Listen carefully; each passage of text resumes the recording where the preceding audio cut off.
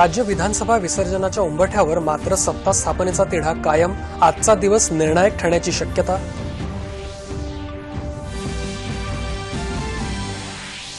सत्ता स्थापनेसंदर्भात भाजप आणि शिवसेना आपापल्या भूमिकांवर ठाम। महायुतीचीच सत्ता आणण्याचा भाजपचा मानस तर शिवसेनेची मुख्यमंत्री पदाची मागणी कायम। अयोध्या प्रकरणी निकाल येण्याच्या पार्श्वभूमीवर सर्व राज्यांना सतर्क राहण्याची केंद्र सरकारची सूचना। संवेदनशील ठिकाणी सुरक्षा व्यवस्था राखण्याचे निर्देश। आज कार्तिकी एकादशी निमित्त शेतकरी आणि जनतेला सुखी ठेवण्यासाठी विठ्ठल मंदिरात पांडुरंगाची आळवणी।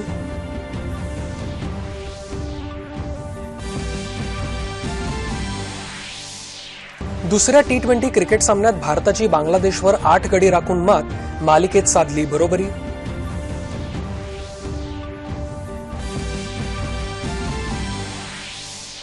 चीन खुल्या बॅडमिंटन स्पर्धेत पुरुष दुहेरीत सात्विक साईराज आणि चिराग शेट्टी जोडीची उपांत्य फेरीत धडक।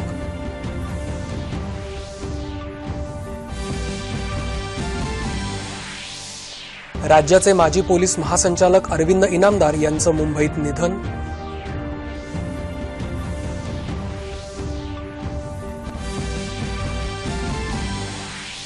आणि बुलबुल चक्रीवादळामुळे पश्चिम बंगाल आणि ओदिशात जोरदार वाऱ्यांसह मुसळधार पावसाचा हवामान खात्याचा इशारा। महाराष्ट्रातही किनारपट्टीसह अनेक भागात पावसाची हजेरी। नमस्कार, एकच्या बातमीपत्रात मी प्रथमेश देशपांडे आपल्या सर्वांचं स्वागत करतो। आता पाहूयात बातम्या विस्तारानं। विधानसभा निवडणुकीच्या निकालांना 15 दिवस झाल्यानंतरही राज्यात सत्ता स्थापनेचा पेच कायम आहे। 13व्या विधानसभेचा कार्यकाळ उद्या संपणार असून त्याआधी हा तिढा सोडवण्यासाठी आजचा दिवस निर्णायक ठरण्याची शक्यता आहे। निकालात जनतेनं महायुतीला कौल दिला असला तरी मुख्यमंत्रीपद आणि सत्तेत अर्धा वाटा अशा मागणीवर शिवसेना ठाम असल्यानं अद्याप या दोन्ही मित्रपक्षांमध्ये कुठलीही चर्चा झालेली नाही। सर्वाधिक जागा जिंकलेल्या भाजपनंही सत्ता स्थापनेचा दावा केलेला नाही। दोन्ही पक्षांनी राज्यात स्थिर सरकार हवं अशी भूमिका घेतली आहे, मात्र त्यांनी सरकार देण्यात असमर्थताही दर्शवली आहे। येत्या काळात सत्तेची समीकरणं जुळली नाहीत तर राज्यात राष्ट्रपती राजवट लागू शकेल अशी चर्चा राजकीय वर्तुळात आहे। भाजपा नेत्यांच्या प्रतिनिधी मंडळानं काल राज्यपाल कोश्यारी यांची राजभवन इथं भेट घेतली। सत्ता स्थापन होण्याची माहिती या भेटीनंतर भाजपचे प्रदेशाध्यक्ष चंद्रकांत पाटील यांनी प्रसारमाध्यमांना दिली। महायुती गेली 5 वर्ष एकत्र सरकार चालवते आहे। त्या महायुतीला महाराष्ट्रातल्या सर्वसामान्य माणसाने सरकार स्थापन करण्यासाठी अतिशय स्पष्ट जनादेश दिलेला आहे आणि त्यामुळेच महाराष्ट्रातल्या सर्वसामान्य माणसाची लवकरात लवकर महायुतीचं सरकार महाराष्ट्रामध्ये स्थापन व्हावं अशी इच्छा आहे। याला थोडा नॉर्मलपेक्षा जास्त वेळ लागत असल्यामुळे आज आम्ही राज्यपाल महोदयांशी ह्या उशीर होतो आहे या स्थितीमध्ये काय काय कायदेशीर मुद्दे आहेत याची चर्चा करण्यासाठी गेलो होतो। बरोबरीने महाराष्ट्रातल्या राजकीय स्थितीचं त्यांना ब्रीफिंग करण्यासाठी गेलो होतो, त्यांना माहिती देण्यासाठी गेलो होतो नेमकं काय चाललं आहे। खूप सविस्तर आमची चर्चा झाली। आदेश दिल्याचं अधोरेखित करत भाजपच्या रणनीती संदर्भात पक्षाच्या वरिष्ठ पातळीवर निर्णय घेतला जाईल असंही चंद्रकांत पाटील यांनी स्पष्ट केलं। उस चर्चा के आधार पर भारतीय जनता पार्टी का शीर्ष नेतृत्व अब आगे क्या करना है इसकी रणनीति तय करेगा। त्यापूर्वी काल भाजपा नेते सुधीर मुनगंटीवार यांनी माध्यमांशी बोलताना सांगितलं की शिवसेनेसोबतच सरकार बनवण्याची भाजपचीही इच्छा आहे। दिल्लीतून पक्षश्रेष्ठींनी शिवसेनेसोबत युती करण्याचे आम्हाला निर्देश आहेत। जनमताचा आदर राखण्यासाठी किती पावलं पुढे यायला आम्ही तयार आहोत। भाजप आणि शिवसेनेचे 30 वर्षांपासूनचे संबंध आहेत, त्यामुळे निश्चितच चांगलं घडणार असंही त्यांनी सूचित केलं। सत्ता स्थापन करण्यासंदर्भात शिवसेना पक्षप्रमुख उद्धव ठाकरे आपल्या निर्णयावर आजही ठाम आहेत असं शिवसेनेचे नेते संजय राऊत यांनी आज मुंबईत पत्रकार परिषदेत स्पष्ट केलं। शिवसेना आज राज्यपालांना भेटणार नाही, मात्र लवकरच राज्यपालांची भेट घेऊ असं ते म्हणाले। सत्ता स्थापनेसंदर्भातला मुद्दा हा भाजप आणि शिवसेना या दोघांमधला विषय आहे, त्यामध्ये मध्यस्थीची गरज नाही असं नमूद करतानाच मुख्यमंत्री पदाबाबत लेखी पत्र घेऊन भाजपा नेत्यांनी यावं असंही संजय राऊत यांनी सांगितलं। राष्ट्रपती राजवटीच्या आडून कोणी महाराष्ट्रावर राज्य करणार असेल तर असं राजकारण हा राज्यातल्या जनतेचा अपमान आहे. तसंच काळजीवाहू सरकार राहणं हाही महाजनादेशाचा अपमान आहे असं राऊत म्हणाले. पैसा आणि सत्ता याद्वारे कर्नाटकाप्रमाणेच महाराष्ट्रात होईल का असा प्रश्न उपस्थित करतानाच संजय राऊत यांनी पंतप्रधानांनी दाखवलेल्या पारदर्शक कारभाराच्या स्वप्नांची आठवण पत्रकारांनी विचारलेल्या उत्तरादाखल करून दिली. महाराष्ट्रात काळजीवाहू सरकार राहू नये आणि स्थिर सरकार यावं हेच महाराष्ट्राच्या हिताचं असून आज ही वेळ ज्यांनी आणली आहे त्यांना राज्याला उत्तर द्यावं लागेल असा इशारा राऊत यांनी दिला. मुंबईत शिवसेना भवनात आज सेनेच्या जिल्हा प्रमुखांची बैठक होत आहे. सेनेचे पदाधिकारी, नवनिर्वाचित आमदार आणि जिल्हा प्रमुख या बैठकीला हजर आहेत. या बैठकीला राज्यातला ओला दुष्काळ आणि राज्यातली राजकीय स्थिती यावर चर्चा होण्याची शक्यता आहे. शिवसेना पक्षप्रमुख उद्धव ठाकरे, आदित्य ठाकरे आणि संजय राऊत हेही या बैठकीला नुकतेच पोहोचले आहेत.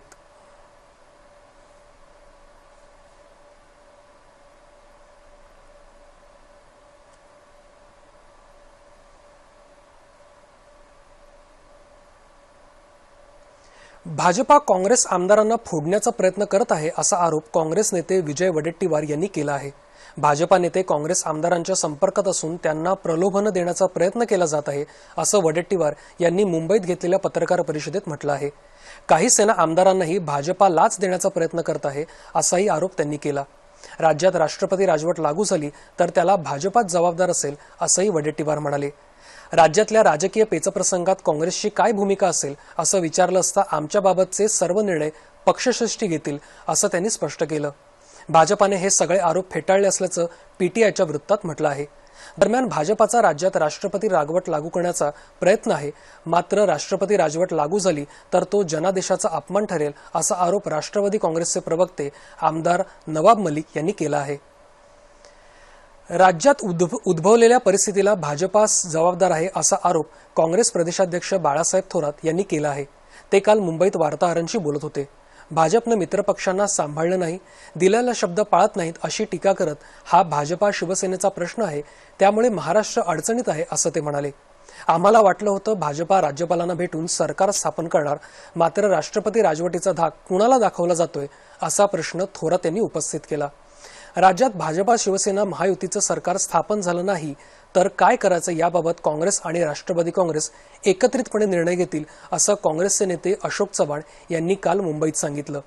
राज्यातल्या जनतेनं काँग्रेस आणि राष्ट्रवादी काँग्रेसला विरोधी पक्षात बसण्याचा दिलेला कौल मान्य आहे, मात्र भाजपाला कोणत्याही परिस्थितीत सत्तेवर येऊ देता कामा नये असा मतप्रवाह राज्यातल्या काँग्रेस नेत्यांमध्ये बहुसंख्येनं आहे असं चव्हाण यांनी स्पष्ट केलं.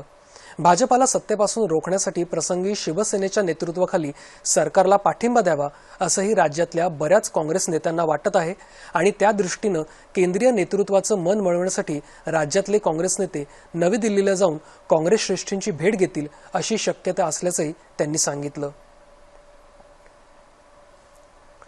बहुप्रतीक्षित रामजन्मभूमी बाबरी मशीद विवादाची सुनावणी 9 ते 17 नोव्हेंबर या कालावधीत होण्याची शक्यता असल्यानं केंद्र आणि राज्य सरकारं सज्ज झाली आहेत.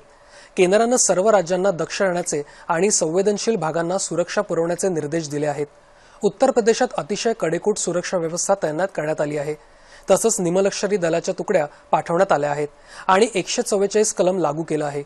विविध समुदायाच्या प्रतिनिधींनी न्यायालयाच्या निर्णयाचा आदर करण्याचं आवाहन केलं आहे.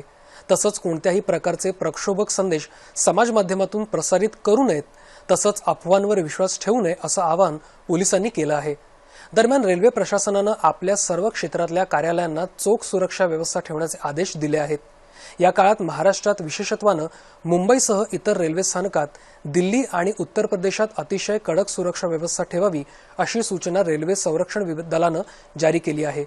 संबंधित 80 रेल्वे स्थानकांवरचे फलाट, यार्ड, पूल, बोगदे, रेल्वे गाड्यांचे कारखाने आणि इतर संवेदनशील ठिकाणी चोख बंदोबस्त ठेवावा असं या सूचनेत म्हटलं आहे.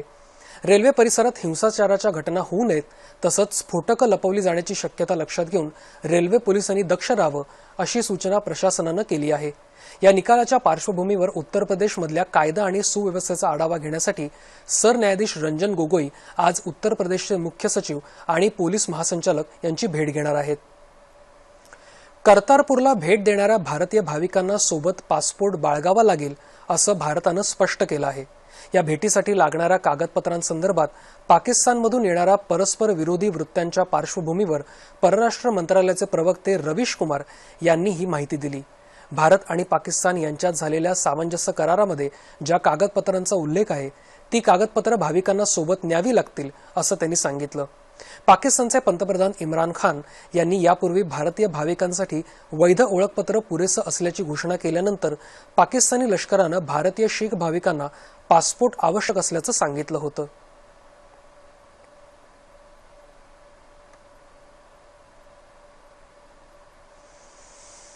हिमाचल प्रदेशात धर्मशाला इथं सुरू असलेल्या जागतिक गुंतवणूकदार परिषदेचा आज समारोप होत असून या कार्यक्रमाला केंद्रीय गृहमंत्री अमित शाह उपस्थित राहणार आहेत।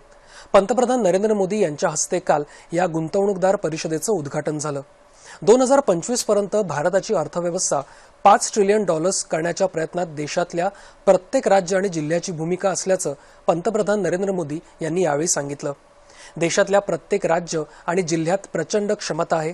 $5 ट्रिलियन उद्दिष्ट गाठण्यासाठी ते महत्त्वाची भूमिका बजावतील। गुंतवणूक आकर्षित करण्यासाठी राज्य आपापसात निकोप स्पर्धा करत असल्याचं पंतप्रधान म्हणाले। हिमाचल प्रदेशात पर्यटन, औषध निर्माण यासह इतर क्षेत्रात गुंतवणुकीसाठी संधी असल्याचं पंतप्रधानांनी यावेळी सांगितलं।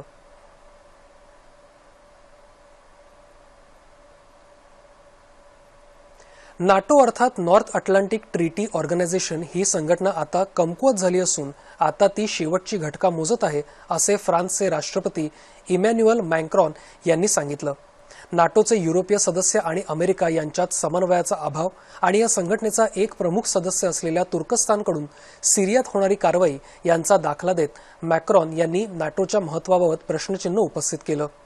अमेरिका आणि तिच्या नाटो सहकाऱ्यांमध्ये राजकीय निर्णय घेण्यामध्ये आता समन्वय राहिलेला नाही। नाटो संदर्भात आता कोणत्याही ठोस योजना नाहीत असंही ते म्हणाले। दरम्यान जर्मनीचे चॅन्सलर अँजेला मर्केल यांनी मॅक्रॉन यांचं विधान अतिरंजित असल्याचं सांगत ते फेटाळून लावलं आहे। नाटो मजबूत संघटना असून अमेरिका आणि नाटोमधले तिचे सहकारी देश चांगल्या प्रकारे काम करत आहेत असंही त्या म्हणाल्या। गरीब रुग्णांना तातडीनं आणि किफायतशीर वैद्यकीय सेवा मिळावी याकरता सर्व जिल्ह्यांमध्ये चांगली वैद्यकीय महाविद्यालयं स्थापन झाली पाहिजेत असं मत केंद्रीय रस्ते वाहतूक आणि महामार्ग मंत्री नितीन गडकरी यांनी व्यक्त केलं। नागपुरात आयोजित ॲमिस्कॉन 2019 या आंतरराष्ट्रीय परिषदेचं उद्घाटन गडकरी यांच्या हस्ते काल झालं, त्यावेळी ते बोलत होते। केंद्र सरकारनं खासगी क्षेत्रांना देखील वैद्यकीय महाविद्यालय सुरू करण्याची परवानगी दिली असून त्यामुळे वैद्यकीय अभ्यासक्रमाच्या जागा वाढतील असं गडकरी यावेळी म्हणाले। या कार्यक्रमाला ज्येष्ठ समाजसेवक डॉक्टर प्रकाश आमटे, परिषदेचे संयोजक डॉक्टर प्रशांत रहाटे आणि ॲमिस्कॉनचे संस्थापक अध्यक्ष डॉक्टर पलिवेलू उपस्थित होते। 4 दिवस चालणाऱ्या या परिषदेदरम्यान सुमारे 60 रुग्णांवर सूक्ष्म दुर्बीण, रोबोटिक्स आणि लेझर तंत्रज्ञानाच्या आधारे शस्त्रक्रिया होणार आहेत। तसंच या दरम्यान शल्यविशारदांना अत्याधुनिक शस्त्रक्रियांचं प्रशिक्षणही दिलं जाणार आहे।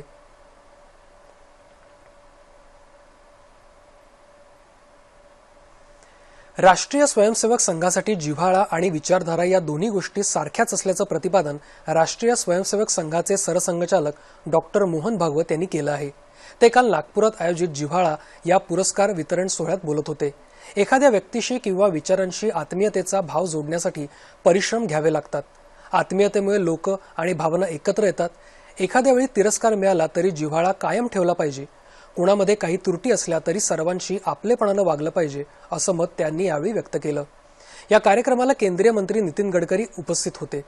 अनेकदा राजकारणातही जिव्हाळा कृत्रिम असतो आणि दिखाऊपणा जास्त असतो, त्यामुळे विचारधारेपेक्षा जिव्हाळा जास्त महत्त्वाचा असतो असं नितीन गडकरी यांनी यावेळी सांगितलं। यावेळी वेदविद्या वर्धिनी गुरुकुलम या संस्थेला जिव्हाळा पुरस्कारानं सन्मानित करण्यात आलं।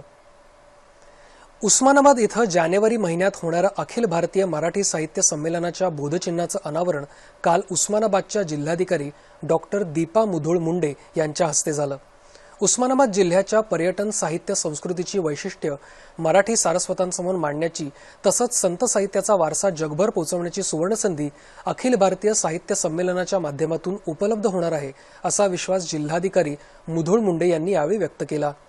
या बोधचिन्हाच्या अनावरणापासून साहित्य संमेलनाची औपचारिक सुरुवात झाली असून स्थानिकांच्या सहभागातून संमेलन यशस्वी करून दाखवण्याचा निर्धार कार्यवाहक रवींद्र केसकर यांनी यावेळी व्यक्त केला। जिल्हा पोलीस अधीक्षक राज तिलक रोशन, जिल्हा परिषदेचे उपमुख्य कार्यकारी अधिकारी संजय तुबाकले, संमेलनाचे स्वागताध्यक्ष नितीन तावडे यावेळी उपस्थित होते।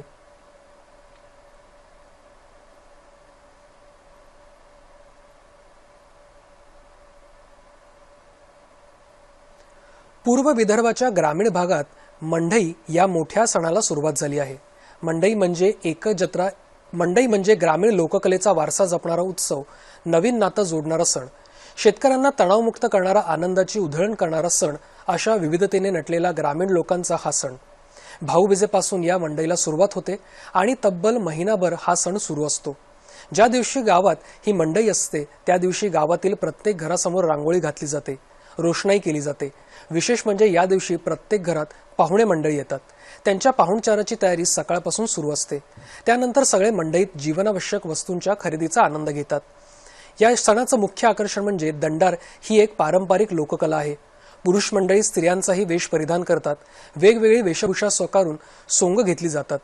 लोकगीतांच्या माध्यमातून समाज प्रबोधन आणि मनोरंजनही केलं जातं। दंडार खेळणाऱ्याच्या मंडळींच्या हातात लाकडी दांडे असतात। शाहीर लोकगीतं सादर करतात। अगदी पिढ्यानपिढ्या सुरू असलेल्या मंडईचा महत्त्वाचा उद्देश म्हणजे या निमित्तानं गावाबाहेरचे नातेवाईक एकत्र येतात, त्यामुळे नात्यातला गोडवा कायम राखण्यास मदत होते। या सणाच्या माध्यमातून लग्न जोडण्याचाही प्रयत्न केले जातात, म्हणजे नवीन नातेसंबंधही प्रस्थापित होतात।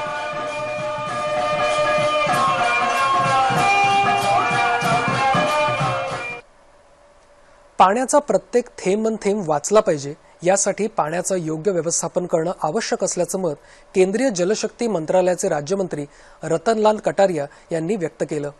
पुण्यामध्ये वडगाव शेरी इथं शाश्वत पाणी व्यवस्थापन परिषदेचा काल समारोप झाला, त्यात ते बोलत होते। पाण्याच्या प्रश्नाबद्दल या परिषदेत विचारविनिमय झाला।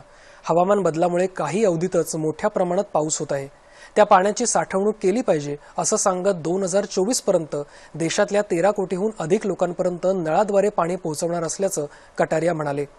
केंद्र सरकारच्या जलशक्ती मंत्रालय, जलसंसाधन आणि नदी विकास तसंच गंगा संरक्षण विभागाच्या वतीनं देशात राष्ट्रीय जलविज्ञान प्रकल्प राबवला जात आहे। त्या अंतर्गत ही परिषद आयोजित करण्यात आली होती।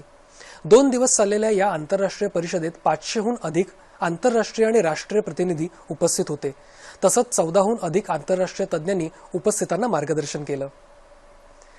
दादा भगवान यांच्या 112व्या जयंतीनिमित्त मुंबईत बोरिवली इथल्या चिकूवाडी इथं कालपासून एका महोत्सवी कार्यक्रमाला सुरुवात झाली। दीपक भाई यांच्या उपस्थितीत 5 दिवस हा कार्यक्रम चालणार आहे। 11 तारखेला दादा भगवान यांची जयंती साजरी केली जाईल। दादा भगवान यांचं जीवन दर्शन घडवणारा नाटकही यावेळी सादर केलं जाईल। साक्षात हाजर થઈ ગયા બધાના હૃદયમાં। દાદા દાદા ભારે થઈ ગયું। આજે આપણું 2 લાખ રૂપિયાનું નુકસાન થઈ ગયું। કોઈ માણસનો તો લોસ નથી થઈ ગયો ને આપણને? કોઈને કઈ ઈજા તો નથી થઈ ને?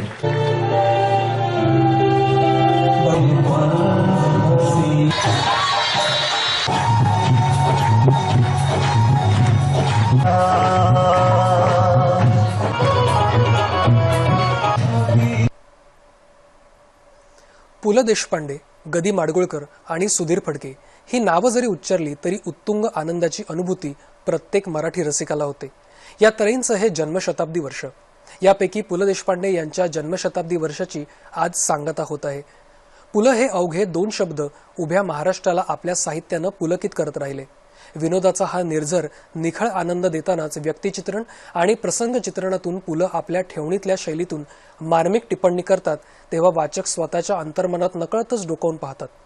नाट्य, संगीत, साहित्य अशा विविधांगी प्रतिभेचं प्रत्यक्ष प्रमाण म्हणजेच पु ल देशपांडे। महाराष्ट्राचं लाडकं पु ल हे व्यक्तिमत्व आणि आज त्यांना अभिवादन।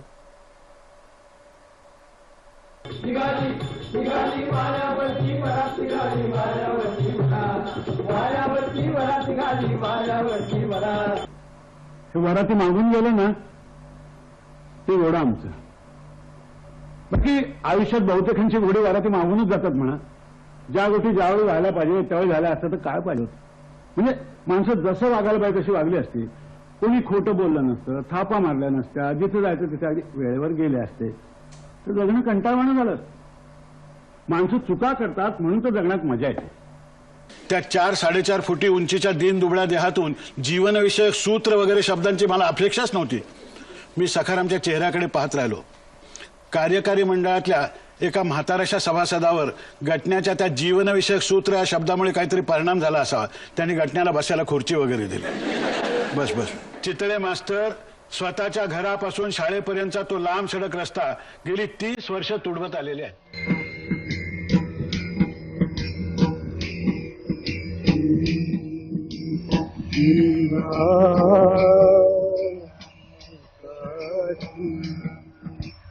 इंद्रायणी ठाठी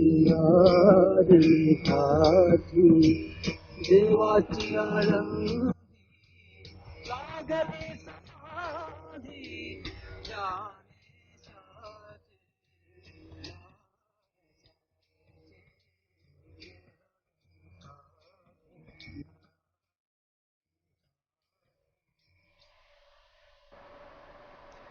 आज कार्तिकी एकादशी, तिलाच प्रबोधिनी एकादशी असंही म्हणतात. या निमित्त आज पंढरपुरात विठ्ठल रुक्मिणी मंदिरात राज्याचे महसूल मंत्री चंद्रकांत पाटील यांनी सपत्नीक विठुरायाची पूजा केली. देवा विठ्ठला, राज्याला संकटातून सोडव. दुष्काळ अतिवृष्टीमुळे शेतकऱ्यांचं मोठं नुकसान झालं आहे, त्या शेतकऱ्यांना सुखी कर असं साकडं पाटील यांनी यावेळी पांडुरंगाला घातलं. यावेळी पूजा करण्याचा मान सांगलीतल्या मल्लेवाडी गावचे वारकरी सुनील महादेव उमासे आणि त्यांच्या पत्नी नंदा यांना मिळाला. ते 2003 पासून सलग वारी करत आहेत. यावेळी जिल्हाधिकारी डॉक्टर राजेंद्र भोसले उपस्थित होते. दरम्यान कार्तिकीला अनेक भाविक पंढरपुरात विठुरायाच्या दर्शनासाठी दाखल झाले आहेत. पांडुरंगासाठी आज उपवास केला जातो. भगवान विष्णू चातुर्मासाच्या योगनिद्रेतून जागे होतात, त्यामुळे या एकादशीला देवोत्थनी, देवउठी एकादशी असंही म्हणतात. आजपासूनच तुलसी विवाहाला सुरुवात होते, तर कार्तिक पौर्णिमेला तुलसी विवाहाची सांगता होऊन लग्नसराईला सुरुवात होते. राजकोट इथं काल झालेल्या दुसऱ्या T20 क्रिकेट सामन्यात भारतानं बांगलादेशचा 8 गडी राखून पराभव करत 3 सामन्यांच्या मालिकेत 1-1 अशी बरोबरी साधली आहे. नाणेफेक जिंकून प्रथम क्षेत्ररक्षणाचा निर्णय घेतल्यानंतर भारतीय गोलंदाजांनी बांगलादेशला 153 धावांवर रोखलं. विजयासाठी 154 धावांचं आव्हान घेऊन मैदानात उतरलेल्या भारतीय संघानं कर्णधार रोहित शर्माच्या तडाखेबाज 85 धावांच्या जोरावर केवळ 16व्या षटकातच हे आव्हान पार केलं. रोहित शर्मानं 23 चेंडूत अर्धशतक ठोकल्यावर शतकाच्या दिशेनं वाटचाल करत असताना तो 85 धावांवर बाद झाला. त्याला शिखर धवननं चांगली साथ दिली. या दोघांनी केवळ 56 चेंडूतच भारताला शतकी धावसंख्या गाठून दिली. रोहित शर्माच्या झंझावातापुढे कोलमडलेल्या बांगलादेशचा संघ प्रतिकार करू शकला नाही, त्यामुळे भारतानं अतिशय सहजपणे विजय मिळवला. मालिकेतला तिसरा आणि अखेरचा सामना नागपूर इथं येत्या रविवारी होणार आहे. फुझोऊ इथं सुरू असलेल्या चीन सुपर सिरीज 750 खुल्या बॅडमिंटन स्पर्धेत भारताच्या सात्विक साईराज, चिराग शेट्टी या जोडीनं पुरुष दुहेरीच्या उपांत्य फेरीत धडक मारली आहे. उपांत्यपूर्व फेरीच्या आज झालेल्या सामन्यात त्यांनी चीनच्या जून हुई ली, यू चेन लिऊ या जोडीला 21-19, 21-15 असं पराभूत केलं. उपांत्य फेरीत त्यांची गाठ उद्या इंडोनेशियाच्या मार्कस गिडेऑन आणि केव्हिन साकामुल्जो या जागतिक क्रमवारीत अग्रस्थानी असलेल्या जोडीशी पडणार आहे. गेल्या महिन्यात झालेल्या फ्रेंच खुल्या बॅडमिंटन स्पर्धेच्या अंतिम फेरीत याच जोडीकडून पराभूत होऊन सात्विक साईराज, चिराग शेट्टी जोडीला उपविजेतेपदावर समाधान मानावं लागलं होतं. आतापर्यंत या दोन जोड्या 7 वेळा एकमेकांसमोर आल्या असून 7ही वेळा इंडोनेशियाच्या जोडीनं बाजी मारली आहे. या स्पर्धेत आता या जोडीच्या रूपानं भारताचं एकमेव आव्हान शिल्लक आहे. राज्याचे माजी पोलीस महासंचालक अरविंद इनामदार यांचं आज मुंबईत निधन झालं. ते 79 वर्षांचे होते. कर्तव्यनिष्ठ, न्यायप्रिय आणि कडक शिस्तीचे पोलीस अधिकारी म्हणून ते ओळखले जात. पोलीस दलातल्या अनिष्ट प्रकारांवर त्यांचं सातत्यानं लक्ष होतं. हे प्रकार कमी करण्यावर आणि पोलीस दलाची प्रतिमा सुधारण्यावर त्यांनी विशेष भर दिला. त्यांनी अनेक महत्त्वाच्या प्रकरणांची हाताळणी केली होती. राज्यात गाजलेल्या जळगाव लैंगिक शोषण प्रकरणातले गुन्हेगार इनामदार यांच्या हाताळणीमुळे कायद्याच्या कचाटात सापडले आणि त्यांना कठोर शिक्षा झाली. एकीकडे कडक शिस्तीचे पोलीस अधिकारी आणि दुसरीकडे विनोदबुद्धी आणि संवेदनशील वृत्ती असलेले लेखक अशी ओळख त्यांनी निर्माण केली होती. इनामदार यांची पोलीस महासंचालक म्हणून कारकीर्द खूप गाजली. कार्तिकी एकादशी निमित्त पंढरपूरला गेलेल्या 5 वारकऱ्यांचा सोलापूर इथं अपघाती मृत्यू झाल्याची घटना आज सकाळी घडली. पंढरपूरहून दर्शन घेऊन निघालेल्या वारकऱ्यांच्या खासगी वाहनाला सांगोला तालुक्यातल्या मांजरी गावाजवळ ट्रॅक्टरची धडक लागून हा अपघात झाला. त्यात 5 वारकऱ्यांचा जागीच मृत्यू झाला, तर 3 जण जखमी झाले आहेत. जखमींवर सोलापूर रुग्णालयात उपचार सुरू आहेत. हे सर्व वारकरी बेळगावचे रहिवासी आहेत. महा चक्रीवादळाची तीव्रता कमी झाल्यावर आता बंगालच्या उपसागरात बुलबुल नावाचं चक्रीवादळ निर्माण झालं आहे. हे वादळ ओदिशाच्या पारादीपपासून 640 तर पश्चिम बंगालपासून 740 किलोमीटर अंतरावर आहे. पुढील 6 तासात हे वादळ अधिक तीव्र होण्याची शक्यता आहे. या वादळाच्या पार्श्वभूमीवर ओदिशा सरकारनं 15 जिल्ह्यात दक्षतेचा इशारा दिला आहे. या वादळामुळे या जिल्ह्यातल्या अनेक भागात पाऊस पडण्याची शक्यता वर्तवण्यात आली आहे. महा चक्रीवादळाची तीव्रता कमी झाली असली तरी या वादळाच्या प्रभावामुळे आज पहाटे मुंबई आणि लगतच्या उपनगरांमध्ये मुसळधार पाऊस झाला. मध्यरात्रीपासून अनेक भागात पावसाला सुरुवात झाली. पहाटे काही ठिकाणी पावसाचा जोर वाढला होता. याचा परिणाम मध्य रेल्वेच्या वाहतुकीवर झाला. आज सकाळी 8 वाजेपर्यंत ठाणे जिल्ह्यात एकूण सरासरीच्या 173% पावसाची नोंद झाली. गेल्या वर्षी आजच्या तारखेपर्यंत सरासरी 2450 मिलीमीटर पाऊस पडला होता. यावर्षी ही सरासरी 4230 मिलीमीटर इतकी आहे. राज्यात इतर भागातही पावसानं हजेरी लावली. रत्नागिरीत मध्यरात्री जोरदार पाऊस झाला. जळगाव, नांदेड, जालना जिल्ह्यात काही ठिकाणी जोरदार पाऊस झाला. राज्यात येत्या 24 तासात कोकण आणि मध्य महाराष्ट्रात तुरळक ठिकाणी पाऊस पडण्याची शक्यता हवामान विभागानं वर्तवली आहे. याच काळात मराठवाडा आणि विदर्भात हवामान प्रामुख्यानं कोरडं राहील असा अंदाजही विभागानं व्यक्त केला आहे.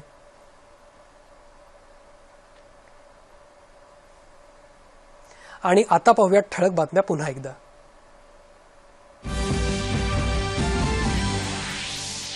राज्य विधानसभा विसर्जनाच्या उंबरठ्यावर मात्र सत्ता स्थापनेचा तिढा कायम. आजचा दिवस निर्णायक ठरण्याची शक्यता.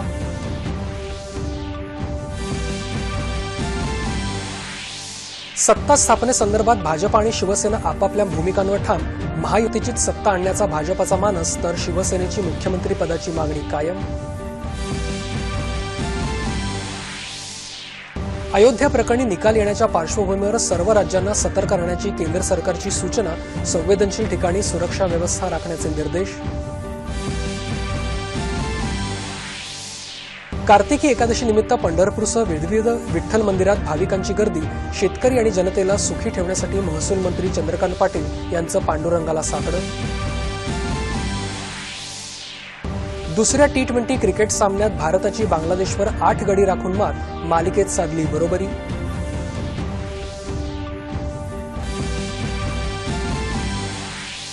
चीन खुल्या बॅडमिंटन स्पर्धेत पुरुष दुहेरीत सात्विक साईराज आणि चिराग शेट्टी जोडीशी उपांत्य फेरीत धडक.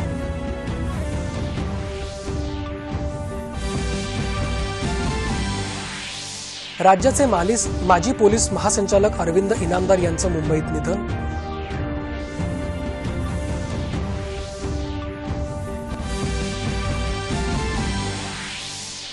आणि बुलबुल चक्रीवादळामुळे पश्चिम बंगाल आणि ओदिशात जोरदार वाऱ्यांसह मुसळधार पावसाचा हवामान खात्याचा इशारा. महाराष्ट्रातही किनारपट्टीसह अनेक भागात पावसाची हजेरी. याबरोबरच हे बातमीपत्र संपलं. पुन्हा भेटूया संध्याकाळी 4:30 वाजता पुढील बातमीपत्रात सह्याद्री वाहिनीवर. या बातमीपत्रानंतर आपण पाहणार आहात ही वाट पंढरीची हा मराठी चित्रपट. नमस्कार.